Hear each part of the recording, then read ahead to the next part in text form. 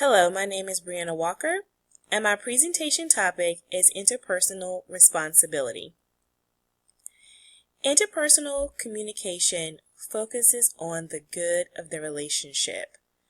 When we interview for jobs and they ask, do we have good interpersonal skills, they are asking if we are capable of building relationships with people who are different from us, and if we are able to meet problems with communicative solutions.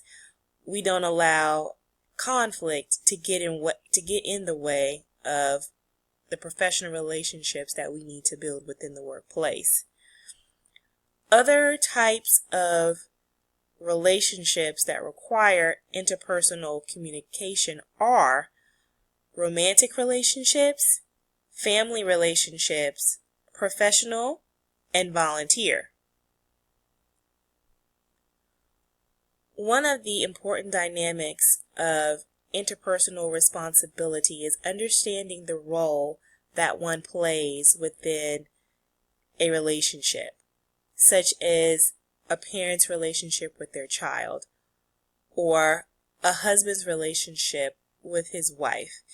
And it's about being active or expressing active care within the relationship, being actively concerned and putting one's best effort forth when it comes to expressing care and concern and focus on building that particular relationship.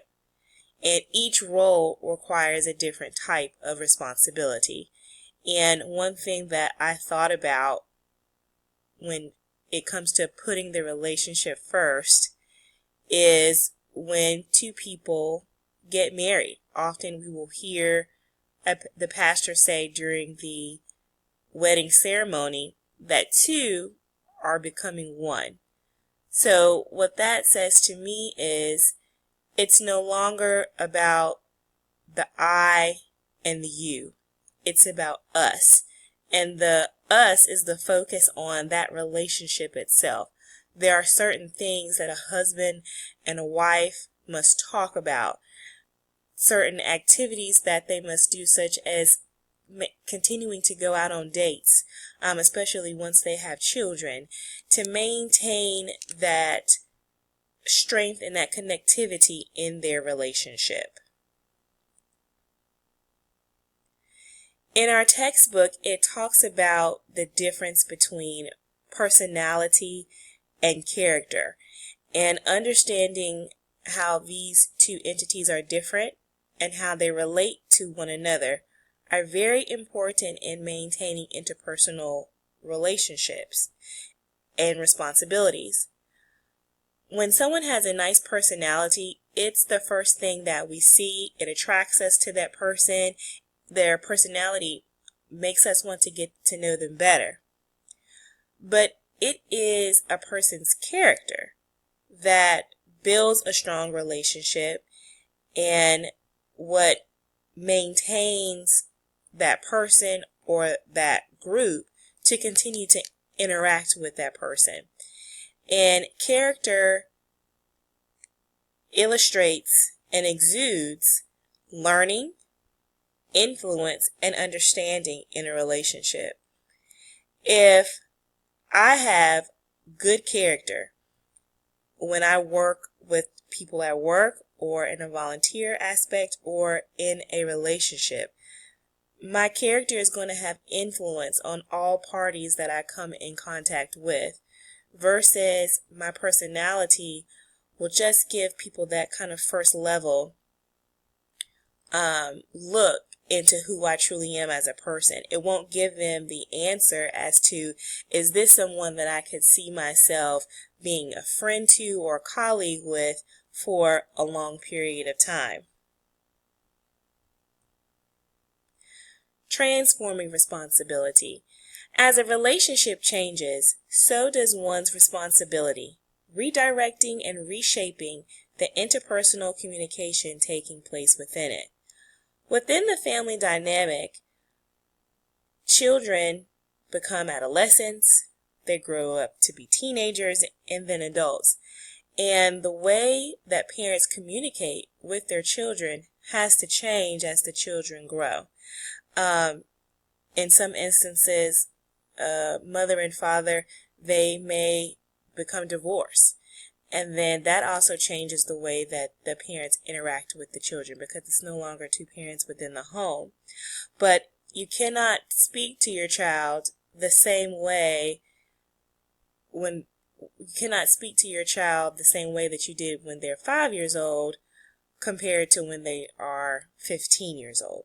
There has to be some form of transformation in the care and the communication that you use with your child. And that's all about transforming that responsibility and transforming the language that you use when talking to your child about different issues. The clip I chose illustrates what I call responsible parenting. As parents have a really tough job when it comes to raising responsible adults.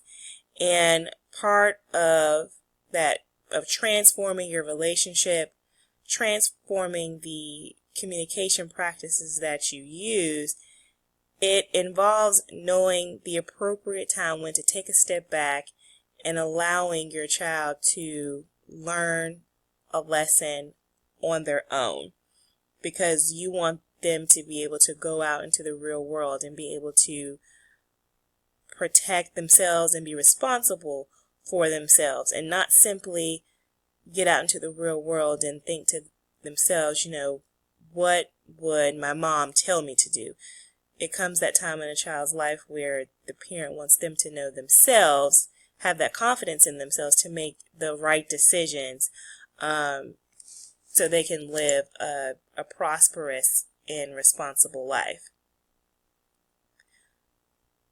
This clip is from The Cosby Show, which is a family classic, and I ask that you please pay attention to the very last 60 seconds of the clip, because it truly shows a transformation in Bill and Claire's relationship with their daughter.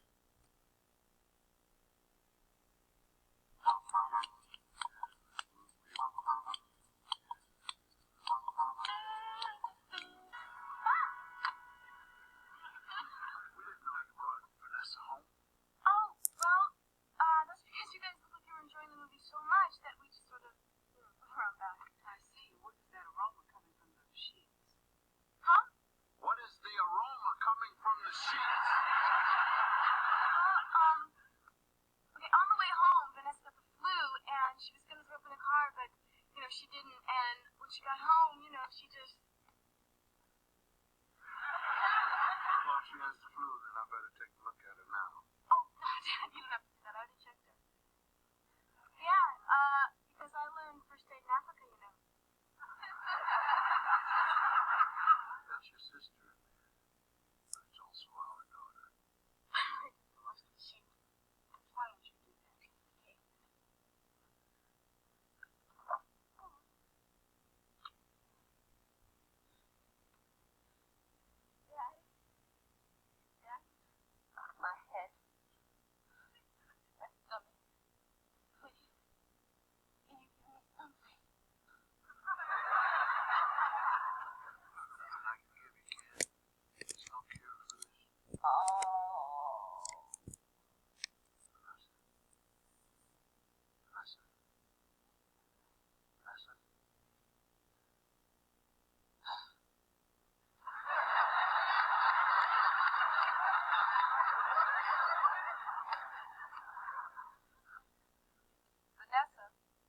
Vanessa, I'm talking to you. Vanessa, your mother's talking to you.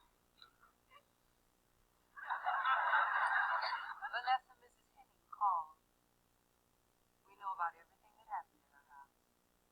Oh. We're not going to talk punishment, honey, because I think you're learning your lesson right now. Oh, thank you.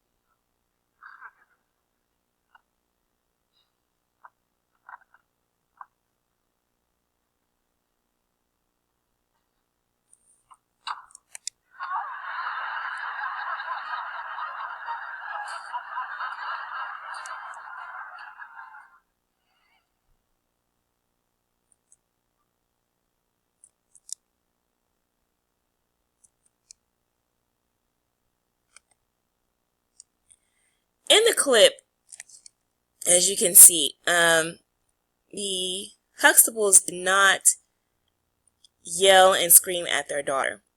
They simply said to her, we're not going to talk about punishment because you're experiencing your punishment right now. She's learning her lesson.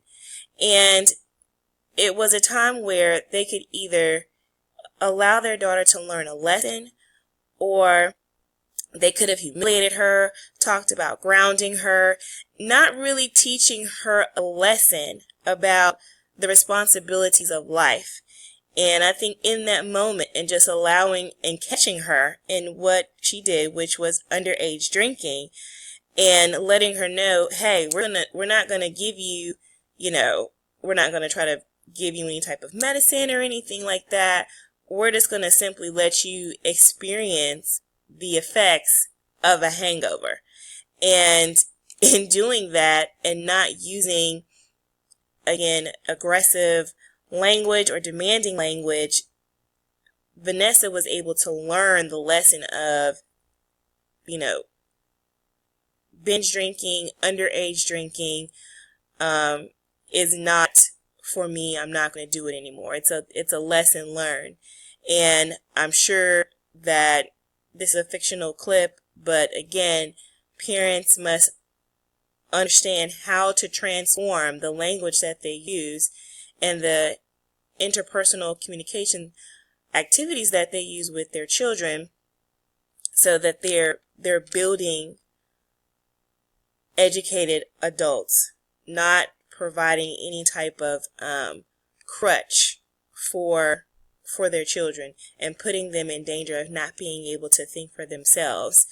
And it also shows them how if the child then in turn they have children as well, they're getting a feel for what type of interpersonal skills and interpersonal responsibilities come with being a parent and come with raising adults. Again, too much parental demand, especially at that moment, could have damaged the relationship. It also showed Vanessa that she can come to her parents and talk to them about anything.